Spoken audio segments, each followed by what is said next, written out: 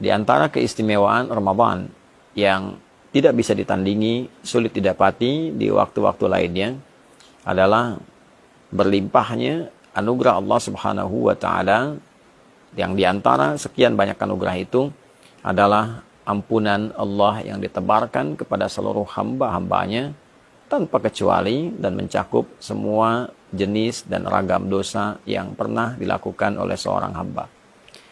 Terkait dengan ini, Nabi Shallallahu Alaihi Wasallam memberikan kabar gembira sekaligus penguatan akan hal dimaksud, dan didokumentasikan penguatan ini oleh Al-Imam Al-Bukhari juga Al-Imam Muslim, khususnya dalam kedua kitab sahih mereka. Di Al-Bukhari misalnya nomor hadis ke-38, pun demikian Imam Muslim menyantumkan dengan redaksi yang serupa di nomor hadis 760.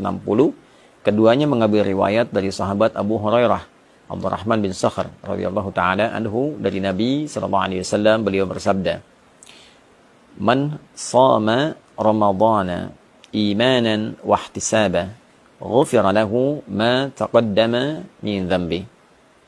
Man, siapapun, mencakup laki-laki, perempuan, besar, kecil, tua, muda, apapun profesinya.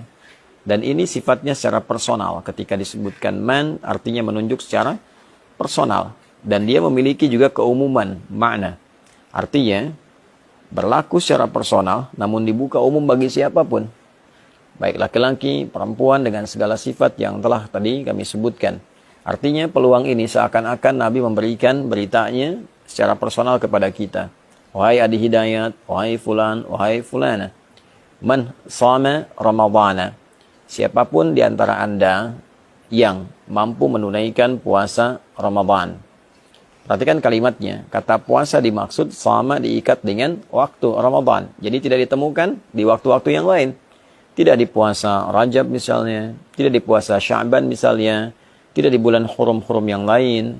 Tidak di puasa Arafah. Tidak di puasa Ashura dan yang lainnya. Tidak di Ayyamul Bid. Tidak di hari Senin dan Kamis. Ini hanya khusus mencakup di bulan Ramadan. Man shama Ramadhana. Siapapun yang mampu menunaikan puasa Ramadan. Dan kita ketahui Ramadan itu jumlahnya selama sebulan. Ya, di Al-Baqarah ayat 185 jelas Allah menggabungkan kata syahr yang menunjuk pada waktu selama sebulan dengan kata Ramadan dalam momentum penurunan Al-Quran. Syahrul Ramadan alladzi unzila fihi Al-Quran. Di bulan Ramadan itu yang diturunkan Al-Quran di dalamnya, itulah kemudian waktu yang menjadikan kita wajib menunaikan puasa selama sebulan penuh. Artinya, dalam konteks menunaikan puasa ini, di bulan Ramadan ini, waktunya terbentang selama sebulan.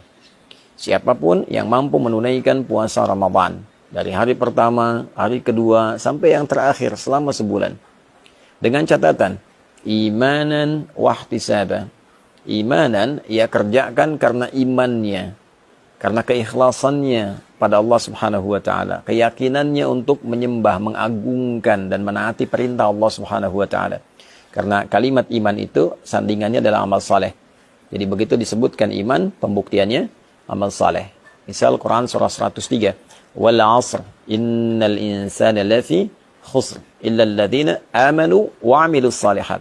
Jadi untuk menunjukkan seseorang beriman itu, maka pembuktiannya lewat amal saleh. Ya, pengertian terbaliknya, mafhum mukhalafahnya, ketika seseorang menunaikan amal dan disebut dengan saleh, maka tujuan utamanya adalah untuk membuktikan keimanannya. Kepada siapa? Kepada Allah. Jadi bukti iman itu adalah taat. Taat itu wujudnya adalah amal saleh. Perbuatan kita yang ditujukan karena Allah Subhanahu wa ta'ala.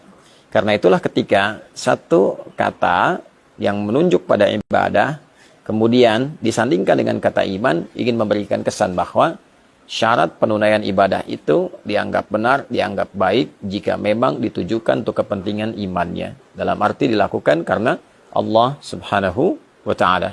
Karena kalimat iman pertama dalam Al-Quran dan disifati dengan kata ghaib, wujudnya adalah penyembahan dalam bentuk salat.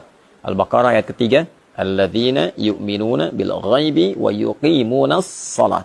Itu orang-orang takwa itu, orang yang mampu mengimplementasikan imannya ketika dia yakin pada Allah walaupun belum tampak dalam pandangannya, lalu dia buktikan keyakinan yang kuat itu dengan cara menyembahnya melalui salat.